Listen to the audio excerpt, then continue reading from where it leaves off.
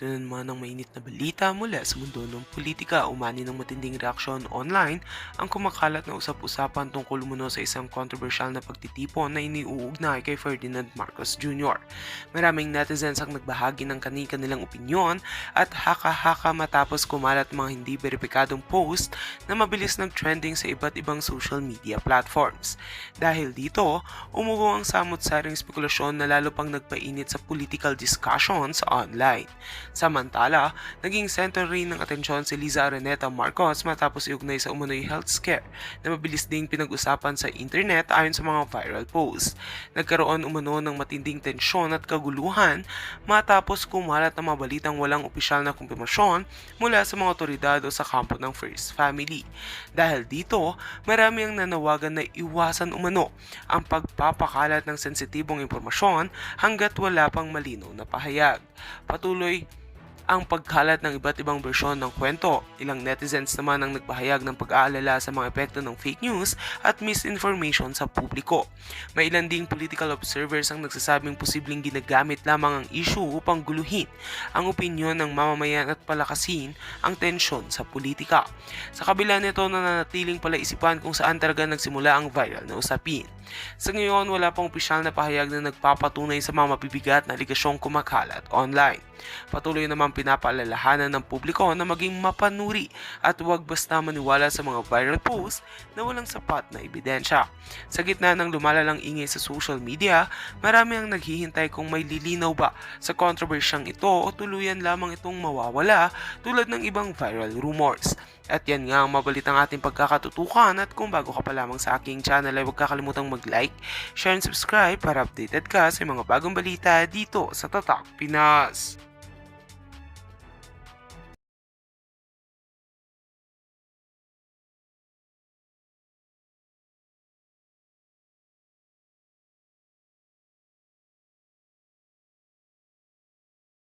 Yun lang ang tricycle driver, jeepney driver, yung mga nagpapasada, UB Express, yung mga nagdi-deliver na utility, yan yung bigyan nila ng pagtugon. Bigyan nila ng subsidyo. Malaki ang may tutulong. Ginagawa ba nila? Hindi. Hindi. Hindi. Wala ho eh. Anong pangalawa sinabi ni Leon Libiste o yung kay Egay 70 cap? Yung kay Leon Libiste ibaba from 12% VAT to 10%. Ano epekto niyan? Kung may 50,000 pesos ang isang pamilya, mababawasan kahit na mga 500, 600 pesos, up to 1,000 if I'm not mistaken. Ayaw nilang payagan. Pero yung trilyon-trilyon na nakawan na nakita natin, walang problema, hindi yun imbestigan. Itong maliit na problema na direktang makakatulong sa tao, kahit na mangutang ang gobyerno, nangutang nga sila eh. Kinuha nga nila yung PhilHealth, PDIC, nangutang sila para sa flood control. Ito, direktang serbisyo sa tao para maibsan ng gutom, maibsan ng kahirapan, hindi nila magawa. Kaya ito po yung pinag-alaban ng Rage Coalition. At nandyan po si Mayor Baste Duterte na tumatayo para sa amin. Leader namin lahat, tagapangulo ng PDP at tagapangulo ng Rage Coalition. Lalaban po kami, hindi kami mananahimik, tuloy-tuloy kami sa bawat kanto, sa bawat barangay, sa bawat komunidad, sa kalsada, para ilabas ang hinaing ng taong bayan. And fair warning to Senate and Congress, kahit anong gawin niyong pagbababoy sa politika, kahit matanggal niyo si Inday Sara Duterte, lalabanan namin yan. Lahat ng puwersa gagamitin namin. Pero kahit na gawin yan, may panlaban pa rin kaming Baste Duterte. Hindi po dahil ang Baste Duterte ay isang tao, isang mayor ng Davao na kumakatawan lamang sa apelyido ng Duterte. Kung hindi kumakatawan sa isang prinsipyo ng maayos na gobyerno. Kumakatawan sa isang prinsipyo na unahin ang taong bayan. Kumakatawan sa isang prinsipyo na itigil ang korupsyon at itigil ang pagkalat ng droga. Yo. Isang karangalan po na nandito sa isang makasaysayang partido, noong pa man nakita nating lumalaban ng PDP, lumaban kay Marcos Jr., Sr., Ngayon, lumalaban kay Marcos Jr. Kasama niyo po kami, ang Reform PH, isang bagong partido, pero kasalit niyo sa laban ng taong bayan. Maraming salamat po. Magandang umaga sa inyo lahat. Yo. Game. Napakainit ng umaga ngayon. Sinasabayan niyo yung 50 plus na temperature. No? Baka mag-collapse tayong lahat, pero dapat hindi tayo mag-collapse. Yung mga talagang tiwali ang siyang dapat magsipagtumba. And sa pagkakataon ngayon, gusto ko sanang bigyan ng linaw. Actually, ang linaw ng paliwanag niya, diretso eh. Ang galing ni Kong Mike, no? Magaling, Prompto, grabe. Parang nakaka-starstruck yung galing niya talaga. Let's be direct. Why should this be taken seriously this time? Hindi ko na matanong pero tatanungin ko ulit. What makes rage different? Kasi ang dami na nagka-comment ko tulad ng sinabi ko kanina. Ano ba yung pagkakaiba ng rage this time? Kong Mike. Actually, ma'am, isa lang naman talaga yung pagkakaiba. Lahat naman tayo kumikilos, di ba? Lahat tayo kanya-kanya kang galaw. Tayo, ma'am, nakikita-kita. Pero ngayon lang ang unang pagkakataon na tumindig na ang isang Duterte. Nagsabi nga siya, matagal ako nanahimik. Tinignan ko, inobserbahan ko. Pero ngayon lalabas ako. Napakalaking bagay sa atin yun. Ang isang rallying figure, ang isang sentro, na lahat tayo magkakasama at kikilos. In fact, no less than Chairman Cusi, bago ako pumasok dito, nag-usap kami, sabi niya, ano ba nangyayari? Anong gagawin nating direksyon? Sabi ko, Chairman, sa ngayon, may pagkilos ang mga kababayan natin sa Luneta. Yung mga taga Batangas na doon sila, yan yung nangangampanya na ibagsak yung 12% sa 10%. Tapos ang maisog, tuloy-tuloy, Naisog. na nandiyan naman sa Supreme Court na kumakampanya. Ano ho tayo dyan, nakikiisa ho tayo sa lahat ng grupo na yan na ngayong mga panahon na to, talagang gumagawa ng sarili sa kanya-kanyang galaw para para sa kapakanan ng sambayan ng Pilipino. Tignan nyo ho abangan nyo ho, meron kasi mga dyan, mga makakaliwa, mga nagpapanggap lang yung mga, pakawala ho ng Malacanang at House of Representatives yan. Ang talaga ngayon sincero at talagang gustong ipaglaban ang kapakanan ng mga ordinaryong pamilyang Pilipino, itong mga individual na to. Kaya sila ho ang sinusuportahan ho natin dito, mga kababayan. Walang dito, walang nagre-recruit, walang nagpapakit sa bundok. Kaya good show tayo dyan. So, ngayon, pag-uusapan nga na pag-isahin, ano pa yung gagawin natin pagkilos. Pangatlo, higit sa lahat, sabi ko kay Chairman, tingin ko, ibuo na natin yung grupo at ang ganda. Mama, ikaw ang mag-host dito. Doon sa Kongreso, na magkaroon tayo ng desk o ng isang i-impeachment hearing sila, sagutin na natin kaagad kung anong nangyayari. Yan, maganda yan. Maganda yan. Maganda yung ideya na yan. Tingnan nyo naman, no? Ang laki namang ganda ni Mang Penny dun sa chairman ng... Diba? So, hindi. Kasi, katulad kahapon, ang tagal ng reaction time natin, although nagsalita na ako, yung kwento ni Madriaga. Yeah. Sabi ko, grabe. Yun na nga, pero dapat doon na tayo magsalita. Tapos lahat ng mga magsasalita, pumunta doon sa mismong kongreso, pumunta tayo doon. I-organize namin po ngayon, patapos po dito. Oo, kasi, sabi ko nga ano to si Badriaga? Punsong anak? Lahat ng usapan kasama siya? Lahat, kasama. Bunso na. Iba talaga bumanat ito. Iba tong si Senator Mike Defensor. Ano ka, bunso anak? Tama siya. Oo. Pabagsakan ng bansa, kasama siya. Tayuan ng military intelligence group, security group. Kasama siya, dalahan ng pera, milyon-milyon. Binigyan pa ng pambili ng motorsiklo. Tapos, sabi ko mga nagkukulat. Tayo nga ho dito tagal na natin nangangarap na magkaroon ng motorsiklo. Di pa tayo nagkakamotorsiklo. Si Madriaga, 25 million binigay sa kanya. Binili niya lang ang mga motorsiklo. Ano siya? Bunsong anak. Hindi kay Basti nagpabili. Hindi kay Mayor Kong Pulong. Kaya Madriaga, bili ka ng gagamitin ng ano mo yan, ate mo. Ang bira, oh. At ako sa kalaman po ng lahat, noong 11 Congress, magkasama kami ni Mayor Duterte sa minority.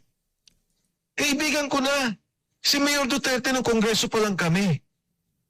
Nung siya po yung naging presidente, nakita lang kami 3 beses. Sabi pa nga niya sa akin ng unang beses, sabi niya, Mike, kumusta ka na? Kung mabuti po, Mr. President. Sabi niya, pagka libre, dalawin mo ko. Akala mo, tindahan lang, di ba? Pagka libre ka, puntahan mo ko. Sabi ko po, Mr. President, nagkataon din naman COVID eh. Na-meet ko ang presidente ng mga panahon yun, siguro 3 beses.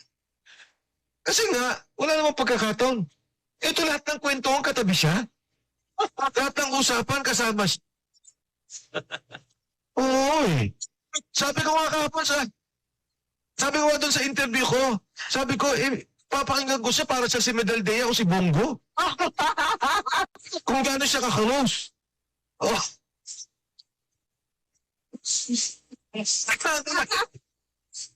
Nagkamali sila doon. Gumawa na nga sila ng witness. Sinobrahan naman nila kwento. O ano lumabas doon sa litrato, sa painting. O iba pala yung nagbigay. Diba? Taga Davao din pala yung nagbigay. Binigay kay Inday Sara. Ayun na lang, patay na kaagad eh. Bakit pa idinugtong yung kwento niya na yun? Tapos sabi, yung 100 million daw, kinuha niya dahil itinulong kay Duterte. Tapos sa kanya, siya humawak ng pera. Sabi ko, ngayon ko lang nakita yung gano'n na pagka ikaw siguro magbibigay ng 100 million sa isang tao o isang kandidato, gusto mo makita. O boss dala ko ng Pero para papakuha mo sa kanya at siya yung magdi-dispose, ang bigat naman nun. Masingit ko lang, entitled of siya ng pangkalahatan. Nakakatawa talaga. At hindi ko kayo pipigilan sa pag-iisip ng negatibo about yung nangyari kahapon. Kasi, napapansin ninyo, may isa tayong senator na talagang pinagtutulungan ngayon, si Senator Bongo. Pangalanan ko na. Wala pa lang sinabi si Senator Bongo kay Madriaga. Mas close sila. Pero kaya yung mga binibintang kay Senator Bongo, wala rin katotohanan dahil ito mas close. No. Diba? Mas close to. So siguro, buksan natin yung sinasabi nilang close na close sila sa ibang aspeto ng pagdinig. Bigyan ng pagkakataon, yung iba ring mga witness na bigyan ng entitlement tulad ng binibigay nila kay Madriaga. Natawa talaga ako. Alam mo, Dapat pala siguro, Ma'am Penny, bago inaresto si President Duterte, si Madriaga muna yung inaresto ng ICC. oo. Parang hindi na sila nahihirapan. Yun na ang maglalatag ng lahat ng mga katanungan nila at saka magbibigay sa kanila ng pagpapatunay. Ayos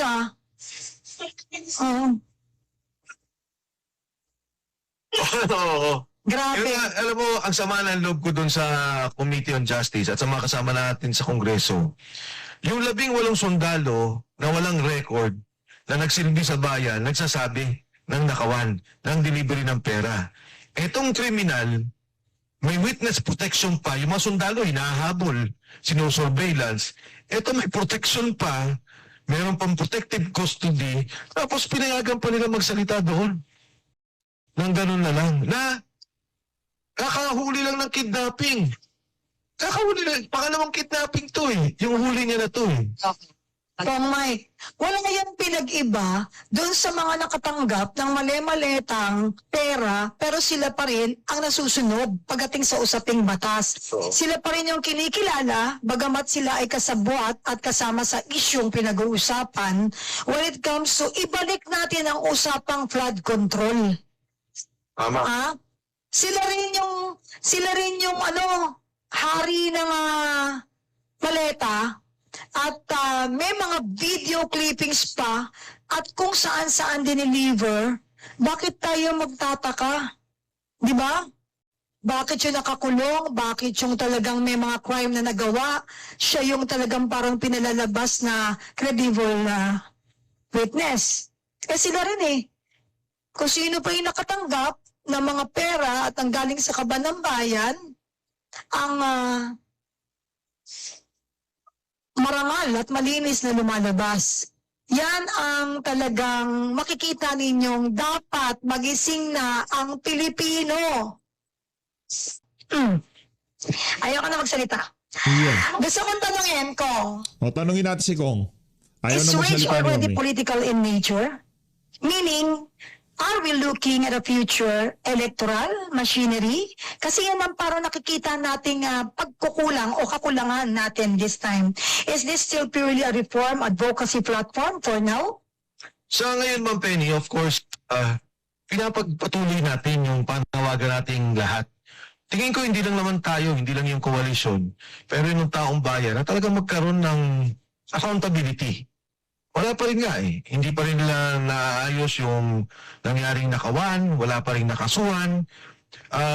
Wala. Yung perang naibalik, walang kwenta. Walang ibig sabihin. So, yes, we are now coalition of parties, but come 2028, of course, magta-transition tayo into a political machinery. Long isang araw po, kukwento ko lang mabilis lang. Kasama ko kahapon pala, si Senator Dante Marcoleta.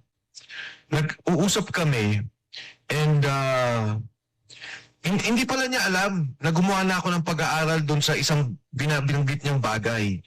Sabi niya, yung restitution kasi sabi niya, napakasama nun, naalala niyo yung debate dyan? Na sabi niya, bakit kailangan mag-restitute ka agad? Kailangan, ayusin mo na yung kaso, bigyan ng protective custody. Based on that, magde-determine mo na attorney kontakto ng state witness, di ba? Papayagan nila at may restitution, magsusoli ng pera. Hindi niya alam na may ginawa na pala akong pag-aaral tungkol dyan, yung kay Henry Alcantara. Si Henry Alcantara kasi, almost 30 billion yung pumasok sa kanya sa flood control. Henry Alcantara. Distrito niya, sa kanyang district office. So ilagay na lang natin sa 10% ang nakuha niya. Ghost na yun eh. Di ba? Ang laki ng mga bigayan doon. Pero 10% na lang natin ilagay yung kanyang nakuha.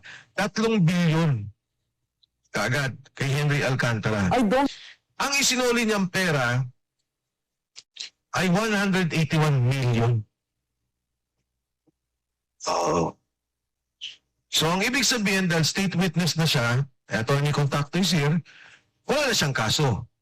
Okay na siya. Absolute siya, tinanggap na yung kanyang restitution.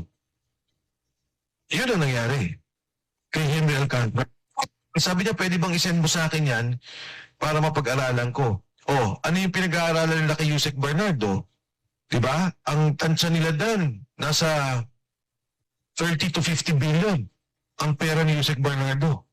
Dahil hindi lang naman siya pang distrito. Ito distrito lang ha. Nationwide siya. Kahit na ilagay mo lang siya sa 2-3% ng kabuuang pondo ng lahat ng ating infrastructure, lalo na itong mga Ghost Project, taon-taon. Ilan yun? Magkano yun?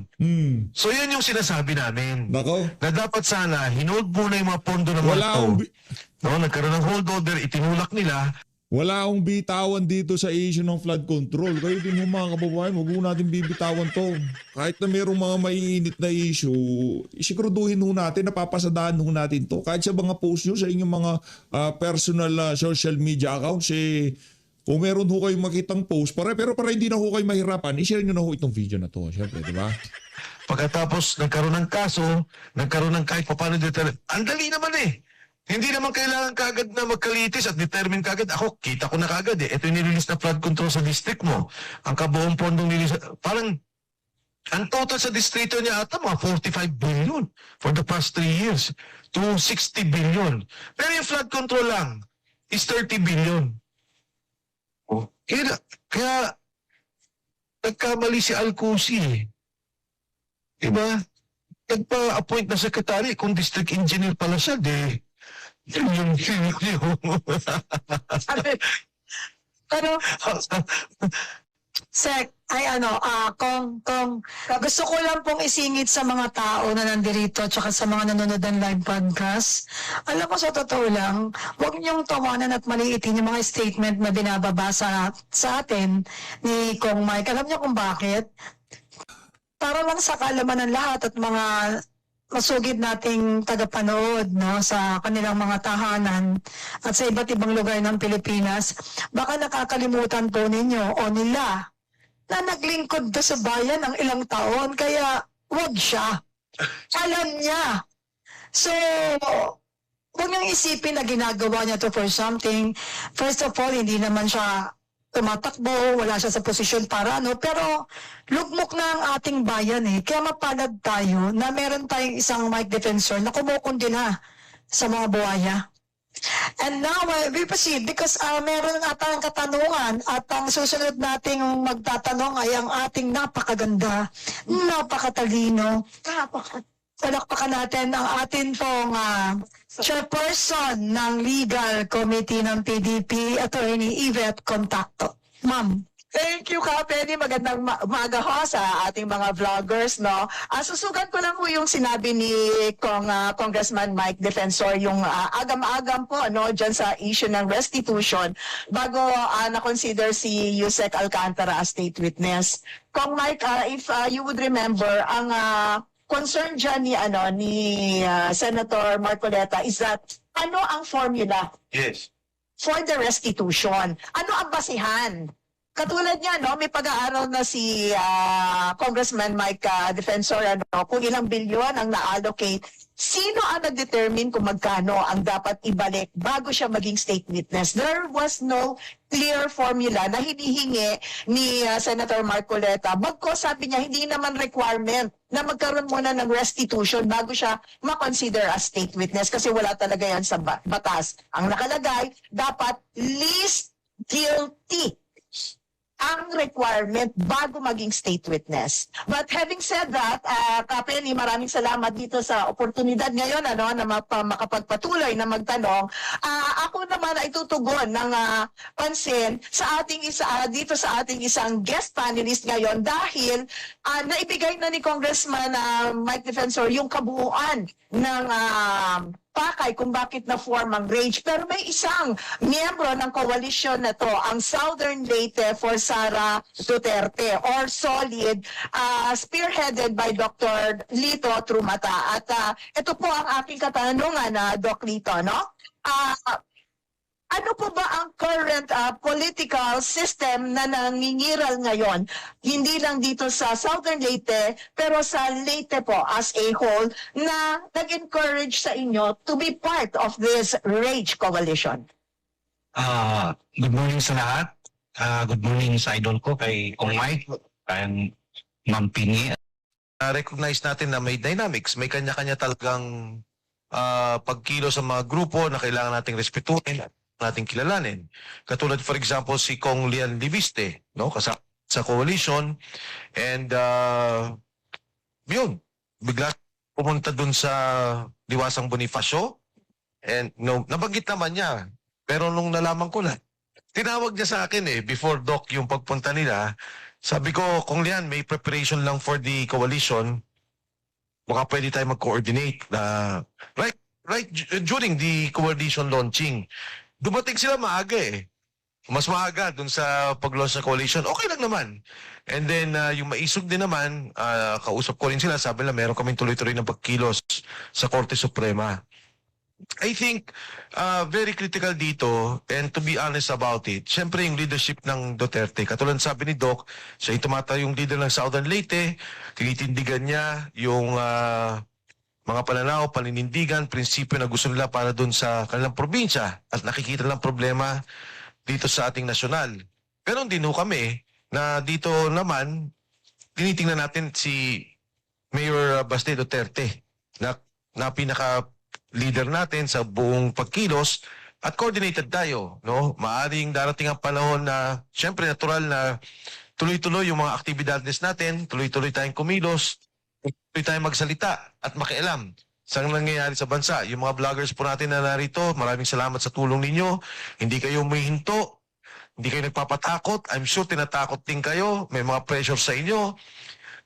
Lahat po tayo may ganyang kinakaharap. Importante yung magsama-sama tayo. Importante yung magkakaisa tayo. At maganda naman kasi hindi naman tayo nagkaisa dahil sa maleta. Correct. Hindi tayo nagkaisa dahil sa basura. Di ba? Nagkaisa tayo sa isang prinsipyo at paninindigan Yung! na marami ho sa atin nagulat sumobra na. Grabe na. Ngayon lang nakita yung ganitong klaseng organisadong pagnanakaw sa ating bansa at hindi lang tayo yan Pumunta ka sa mga negosyante, ganyan na sinasabi. Mga dating opisyal ng gobyerno. Mga opisyal mismo ng gobyerno. Mga aktibong sundalo, aktibong pulis. Pagka walang kamera, walang nakatingin, kumakalabit, di ba? Sinasabi. Ano ba nangyari? Kasi naman lahat tayo Pilipino. Lahat tayo apektado ng nangyaring nakawan at itong krisis na kinakaharap natin sa ngayon. Okay.